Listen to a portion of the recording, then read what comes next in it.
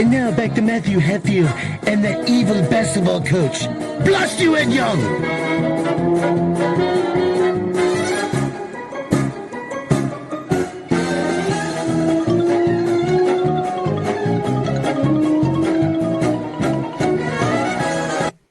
And welcome back to this special Hatfield Young football cast during Notre Dame and Miami as it's Labor Day weekend. Football's back. What's better? And we've got a special guest with us as Ed's Fighting Irish trail the Miami Hurricanes 21-7 in the third quarter right now. You see Miami with 277 yards of offense to Notre Dame's 115. It's just not his weekend right now because his Smithfield Packers took an L to the Lafayette Rams, and we have the head football coach of those Rams who are now, I think, 102-3 their last 105 Bay Rivers District games, moving up from Class 3 to Class 4 this year. Andy Linn with us. Coach, thanks for hopping on with us at 10 o'clock on the final Sunday of August. You might not have a lot to do with your life except break down film, but we really do appreciate you doing this with us. No, absolutely. Absolutely. I appreciate y'all having, what you all do for high school football is fantastic. Real. Well, thank you. And in fact, we just showed that Ed was gushing yesterday, and rightfully so. We'll show it again for folks. The play by your quarterback linebacker,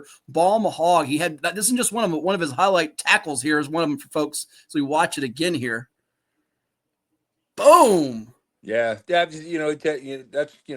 watching film, preparing for the right thing and being in the right place and just breaking on the ball. Yeah, he's a heck of a football player for you, isn't he? He is. Yes, he is. And I know he's been offered, but I believe Old Dominion already as a junior. But I want to start with not the guys on your team now, which we'll get to as the Irish try to convert this first down, and they do just that on 2nd and 5 with 4.5 minutes to go in the third quarter. But you got a couple of guys out of your program. People think of Lafayette. I mean, back in the day, maybe the greatest linebacker and hitter ever. We talked about it with Hank Sawyer earlier, Lawrence Taylor. But you got two guys in Mike Green and Tyler Neville make it to the pros. How about that? Yeah, you talk about, again, like you said, everybody talks about Lafayette and Lawrence Taylor, Mel Gray, Ron Springs and all those way back when.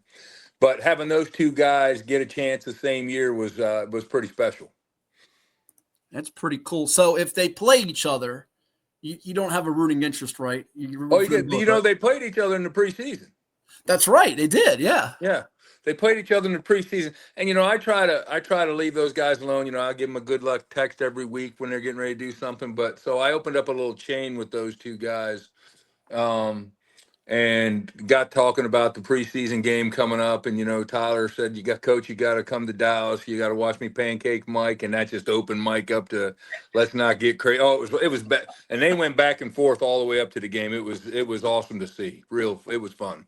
Yeah, and there's no shortage of drama with the Cowboys now with Micah Parsons being dealt. And then obviously Mike to the Ravens with Lamar Jackson and company. They've been so close the last couple of years and seeing what he's done. It's just they're both fantastic stories, I know, for you. Really are. Yeah, no, absolutely. Tyler went through so much to get that far, and Mike's not had it easy. And to get to that level to be able to even have that chance, you better be a pretty good football player, pretty good person. It's funny. We had both of them on before we transitioned from the radio on ESPN locally to now podcast and being seen on Cova Sports TV as well as our show being syndicated on television. Is that we had both Mike Green and Tyler Neville on our show when they were in high school making that transition to college, and just the number of people that would come up to me about just the quality young men they were, just how well they conducted themselves. I know that's the stuff that, and Ed will talk about this too now, coaching for so many years. Those are the things that make you all the proudest, even more than the wins and championships, right? Oh, you're going to win. You're going to win games. You're going to lose games. We've won a lot of games. But, having those kids do that, or when your kids come back to school with their kids what I do is about every monthly, I've got every phone number of every kid since I've been the head coach. I've got every phone number of every kid that's played for me. And monthly, I send out about 50 welfare checks just to get a chain going. Everybody talking, how everybody's doing, Those are the things that, make you want to keep doing this as long as you possibly can. Well put. Ed? Andy, that's why you're big time. Just that statement right there says enough about you. I don't give a damn about all your wins that you have. But to say that you have phone numbers and you still send that stuff out, I mean, that's just unbelievable, admirable above all. And I'm kind of embarrassed that I haven't been able to do that. I tried that early in my career, but I've been with that's my 6th high school, which I never thought I'd last this long. So many players, but you hit it on the head. You're going to win games, you're going to lose games. If you do your job, you win more than you lose. If you have the right players, you'll win a lot more. Yes, and to have right players, you're going to have to really develop those relationships. That doesn't mean you just cater to them all the time, which some young coaches think that's the way to do it. You're going to have to be at times the guy they want to cuss out, but they know they better keep their mouth shut, or they not only won't play, they'll be gone.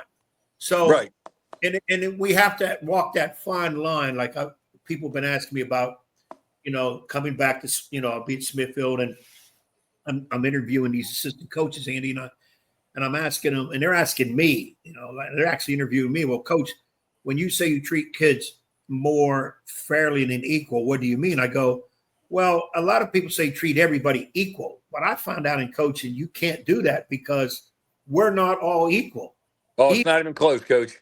Right. So what you have to do is go fairly. Each kid with their own.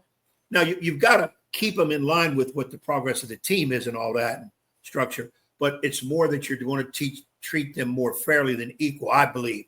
And I ask you this as a veteran guy, and like I said, you got 1 million wins. Is that kind of the approach you take when you look at individuals in terms of in your program, the rules and the structure? It's more on the idea of fair than equal. Oh, absolutely. And I tell you what, Coach, I've never heard anybody put it that way, and it's a great way to put it. Like you said, we have a structure, we have a program, and if you're good, if you win that many games, you usually do have a structure to what you're doing. And did I lose you guys? Nope, you're good. I hear you. Oh, okay. You have a structure to what you're doing, and you can't treat everyone equally because none of us are equal, especially when you have kids from every walk of life. You don't know what they've got at home with this one, with this one, with this one. You better be a good football coach and learn what you've got with each of those kids so that you can treat them fairly. Well, and like I tell parents, I said, now don't answer this out loud with your kids around. You have multiple kids. Isn't there that one kid you'd like to send back and try to trade in? The other one you want to give all the cake and ice cream to? And a lot of times they're sitting there like, they know. Yeah. So I said, so why are coaches supposed to handle kids equally when the parents don't even do it? No, you are correct. You are correct. But I think if you can figure out that way, if you truly do know your kids, you take the time to get to know your kids, not the football player, the young man, you can then treat them all fairly. Right. Yeah. And I believe that. But Andy, let me get in real quick. The game. Big shout out real quick. Doreen McCain's mom shouting out there. You see, love what you said there. And by the way, Andy, we know your time is precious, but if Notre Dame happens to score on this drive, just know because of how superstitious he is, he's going to make you stay on until the end until they come back and win. So just giving you a heads up, he's going to make that happen because that's how he'll think you're good juju, not bad juju. If they lose, you get down 3 scores, they'll say, get out of here. I'll get the next coach on. So that's right. Well, hopefully they found a little bit of offense here now, so we'll see who can go on. Well, that's why we got rid of Dwight Vick because when he came on, they took the halftime lead. They took the kickoff, went right down the field. It wasn't pretty. We got rid of him because that was the bad juju. So hopefully your veteran leadership will help us these Irish get the lead and get back. Only if they're running the ball, Ed. That's all I can help them with is running the balls. We're not putting that thing in the air too often over here. Well, that's not what I'm hearing. Though I'm hearing you got with that quarterback. You got some ideas and innovative things on the horizon. I don't know. We like to run the ball. You guys know that. Yeah. Well, all I know is this: I got to see you up close, personal, for the first time. And I was in the back of the end zone where one of my duty was that AD Coach Doolin gave me my duty. I said, put me somewhere close to the field. I want to see our kids at Smithfield, but I also want to see this Andy Linn juggernaut, what he's been doing. And I'm telling you, Andy, this is as serious as I can be. I've seen a lot of good football teams, a lot of winning football teams, a lot of Hall of Fame coaches. Your kids hit, and I mean hit, and they're tackling the right way. They're not bumping kids up top. And when your kids hit somebody high, they hit them where I told Matt, kids were flying to get the ball in the air flying. They were coming right to the ground. Your execution. And I know you're going to say, oh, okay, I appreciate it, Coach. But, we watched film. I saw 72 things we better improve on or Warhill's going to get it. Yes, you're correct. It might be more than 72. You're right. I told Matt, I said, these football coaches are nuts. They kill the doggone films. They break them, go back and forth. You know, Hank Soar we had on earlier, he broke a damn projector years ago. A couple of the things because he got mad, picked it up and slammed it. Basketball, we don't do all that. We show. No. You just break your hand in the locker room in a game you're up by 6 at the half. That's a whole other story. He slipped. Right. He slipped. All right. It's right. I slipped. Somebody put a locker right where I was at the last second. That's exactly right. Yeah. But Andy, and again, your kids execute. They hit. They play together. And I said to myself, well, now I know why this guy wins so much. He's got guys in the right spots. Your line is huge, but they can move. And I told Matt, the Simpson kid, I said, look out. All he needs is the eye of a needle. And he's gone. I tell you, he's really blossomed now, and he was special the other night. Now he really was. Yeah, But I want to make sure people know that. And I ain't saying it because you're on the doggone screen. I'm just saying what I saw was your kid. No wonder you win so many games. Your kids just execute. They don't make a lot of dumb mistakes. And I'm not bad mouthing my Smithfield kids. I think Tracy will get them going. And we're missing some. You know, we got to get some key kids in key positions, but we'll be okay. We hung with you for a good bit, and more than I thought. But and you guys are way up there. We're not even close to that yet. So I think Tracy will find some good things out of that game and prepare for the rest of the season.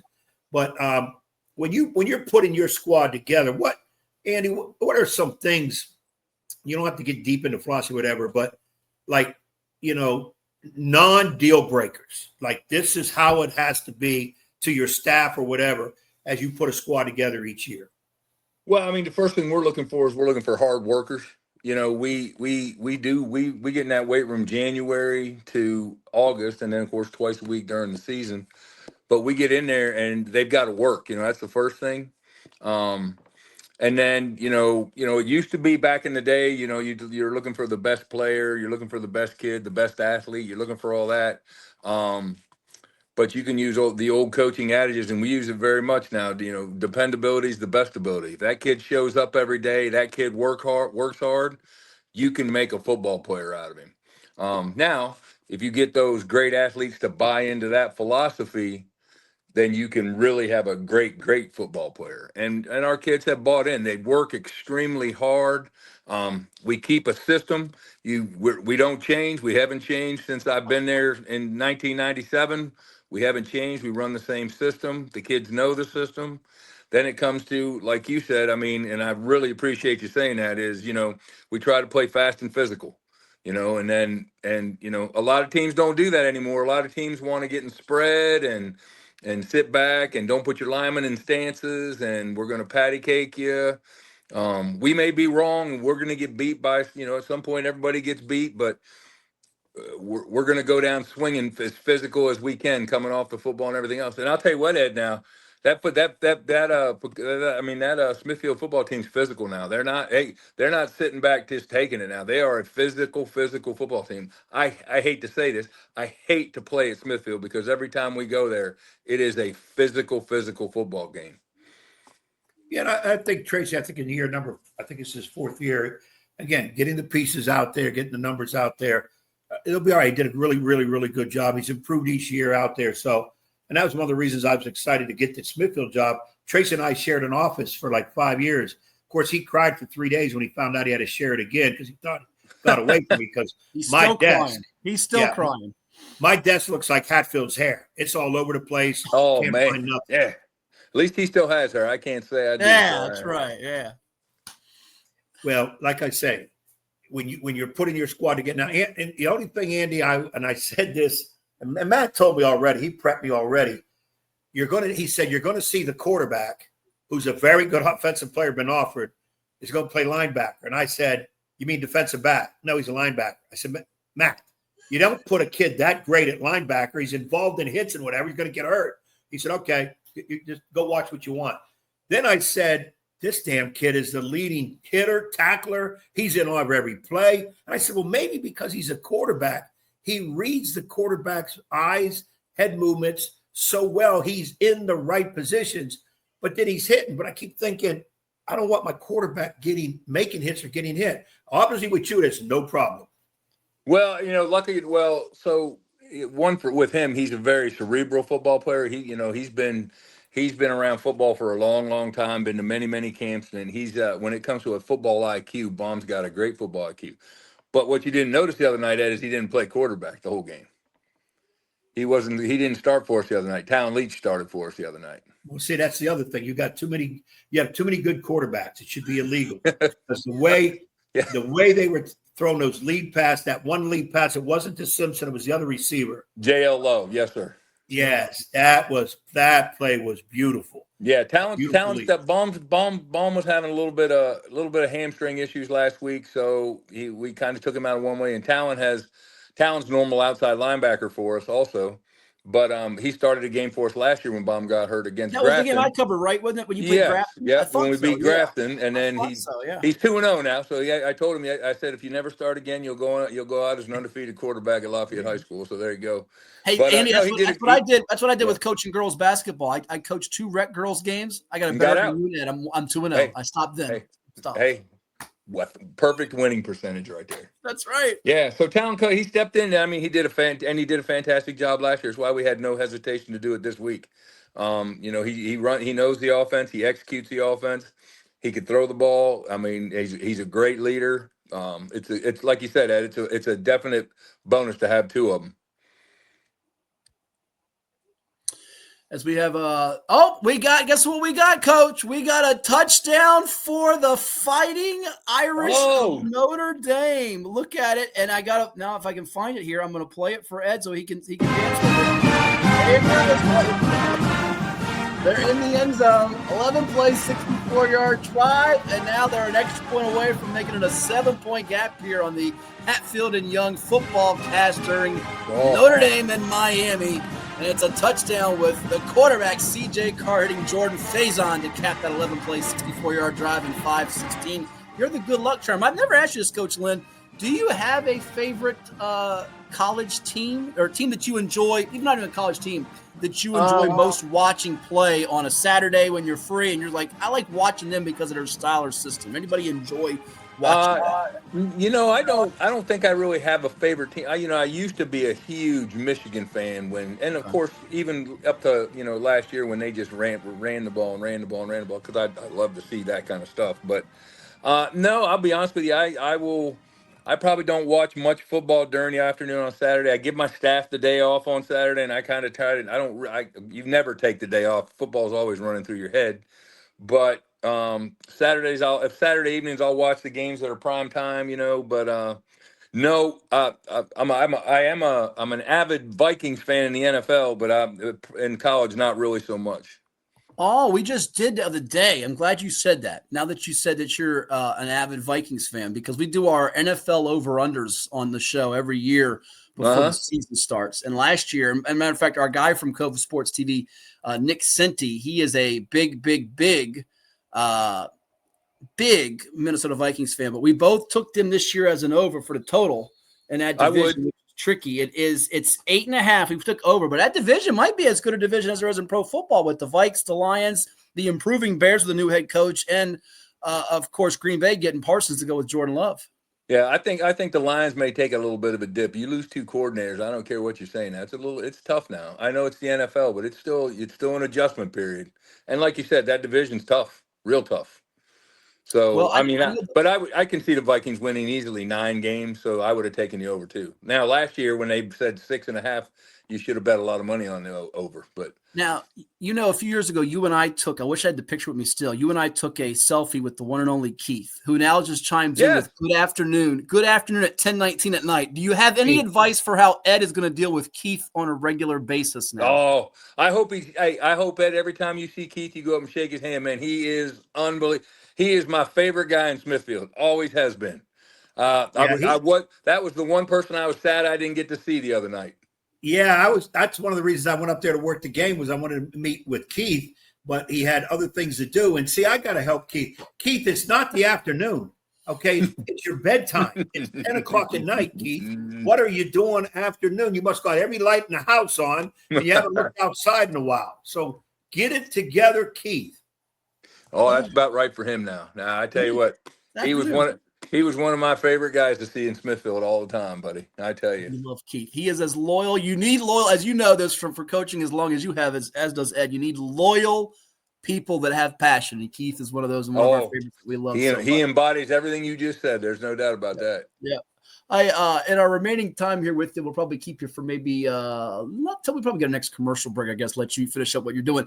To follow up on that one question though, when you do happen to get a chance to watch, we'll ask this to basketball coaches. I throw it to Ed's way a lot. When you're watching a pro or college game, are there things, because a lot of young coaches think, oh, I just saw that touch, I'm going to put that into my team. It doesn't work that way. Are there some things that you'll see that the common eye isn't trained to see that you might try to sprinkle into what you do? Give me a thought on that in all your years of watching other football. And it could even just be, it could go down to lower levels, not even to college and pro. You see something else, another game on film, and you say, you know what, we might want to try that.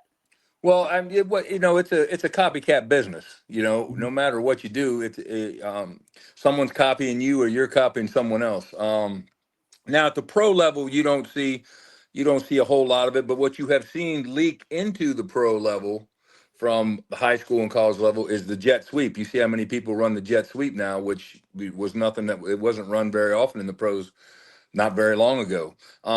Now I will say, you look at Army, you look at Navy, those kind of schools. For what we do, we've borrowed lots of things from them. Absolutely. There's schemes, there's formations, there's plays. But we've run the wing T for years, and in this year we kind of changed it up a little bit. It's the wing T essentially, but sent my staff to Texas, to Liberty Hill in Texas, to look at the Texas slot T, and we're actually running a lot of that. And it's it's a run the football, fast paced, three guys, different directions, and we're coming at you. I mean, those guys the other night, Breon Stokes, Josh, and Tyree Wilson, we ran we had 106 yards in penalties and still had 432 yards rushing. So, I know everybody's like, you got to throw the ball more, but I think I'll take what we have right there. We had 92 yards passing too. Don't get me wrong, but we had a 70-yard pass. That helps. Well, Andy, you're a veteran guy. You win a lot of games, but I'm going to have to learn you like I've done some of these other Hall of Fame coaches. I don't coach football, and this next statement will show you why. You got to have the 4th and inches pass. You got to do the flea flicker. Got to hand off to a guard/tackle in the backfield because he's big enough at the 2-yard line. He'll fall in the end zone. You got to put some of those plays in because you make kids execute well, and it's going to add some more wins on your total like you really need them. And I don't want you don't have to cut on there and say, well, this old basketball coach telling me something about football. I don't need that. I don't really need it. Just keep that in the back of your head for down the road. Well, let me tell you. So I've checked a couple of those boxes already, Ed. Every year, my senior lineman, anybody who's been in the program 4 years and is a senior and starts on the offensive line, will get a goal line carry during the year to get a touchdown. Nice. Nice. We've done it every year. You can usually find a game to pop that in there and do it. Last year we actually had a jet sweep that we handed off to our guard, who was only 160 pounds. We handed it off to him rather than and had the tailback lead for him. Now the 4th and inches pass. I'm a 4th and inches quarterback sneak guy. We're getting the first down. I'm with you. Now, I mean, I could maybe inch myself if I'm up in the game to do something like that, but the old coach in me would be shaking a little bit not to get that first down now. Now, help me with this before I let you run. I know you got a key game coming up on Friday at Wanner with Warhill, who also won its season opener, and you want to get some rest here before Labor Day hits. Help me out with this, though, because one of the things that drives me crazy, and I just saw it yesterday, in fact, I think it was in the Florida State-Alabama game, which was successful. 4th and 1, and the NFL teams do it a lot now. And they were in shotgun. It drives me crazy, Coach. Help me. Why guys keep doing it? Why? Because you're making – instead of getting 1 yard, you got to get 5. It drives me nuts. Man, I wish I could tell you. I mean, it's You'll never, if you are at a Lafayette game and we are on the 1 yard line and we're in shotgun, Andy Linn has either retired or passed away. But I mean, I guess what if you could, and I'll let you go on this. What is the thinking? Is it just because you spread out more space? It's too congested? Because I don't understand the logic in it really. Well, I'll be honest with you. I think most of the people, it's their systems. If you watch, they don't go under center. Under center is almost a dinosaur anymore. Right. And so they don't ever go under center. So you would think they'd have a plan to once you get inside the 5 yard line to get under center. I mean, when you watched when you watched a couple of these games this weekend, teams would get down there and just couldn't get the ball in, and then had to end up running around. Notre Dame's first touchdown, quarterback had to run 30 seconds before he threw the ball because the first 2 times they tried to run the ball from shotgun and got blasted. Yeah. So I mean, it's I don't know. I'm old school. I'm going to stay the way I am until until I'm not here anymore, I guess. And hopefully it leaks to somebody likes it. I don't know. And it's the equivalent of all these pro and college teams that decide to pass up a layup for a 3-point shot. I know it's the same thing. And I agree with Andy. And again, I'm not no football expert, but I do too. I look at the shotgun and I'm thinking it's like baseball. When they ship the third baseman to shortstop, nobody bunts the ball. Am I missing something? Yeah. No, it's extra innings, they can't sack bunt anymore. They can't sack bunt in extra innings. They're running. They can't do it. Yeah. I'll tell you one thing that's lost in our sport a lot is fundamentals. And so, it's a fundamental. So, if you're not doing your fundamentals, I mean, and you guys go to all this stuff and you do these shows everywhere, which I think is fantastic. But 7-on-7s is the way to play football now, and only way I'm going to a 7-on-7 if it's the front 7 and the offensive line versus their front 7. That's the only 7-on-7 I want to go to. So there you go. Well, hey, it's been a real pleasure having you on. I'm sure this will not be the last. This is our first game night cast. We plan to do this with other football games, other sports as well from time to time, not every Sunday night. But real pleasure talking with you. I know Ed enjoyed watching your team, although he didn't love the outcome being now that he's a Packer wearing the blue and gold. But all the best to you against the Warhill Lions and beyond, and we'll see you soon. I appreciate you guys. You guys are awesome. Thank you. You too. Keep winning, man, and come see us play some hoops. I might need you on the bench for some of that knowledge. Ed, I am going to, when you guys come here this year, I'm going to make sure I come up and shake your hand, man, because I love listening to you. Hey, you're the first game of the year. They gave me the 4 top teams in the district for my debut year, and we open up at Lafayette. I said, could have anybody done it any crazier? Oh, no. I'll see you. Potentially, the Bay River schedule makers aren't the best. I can tell you that right now. Yeah, I'm glad you said it, because when I look at the schedule. Oh, don't look at the TV, Ed. Don't look at the TV because something bad just happened. Don't tell me they fumbled the damn ball again. No, they didn't fumble it. They what you want to do? They threw the football. Bad. If you throw the football, as Andy can tell you, sometimes 2 out of 3 things can happen, and 2 of them aren't good. And they're not good. Right, you're right. Yeah. Hey, Coach. Always a pleasure. You be well. Thanks, Andy. All right, guys. Thanks. See you later. See you soon, Andy Linn, head football coach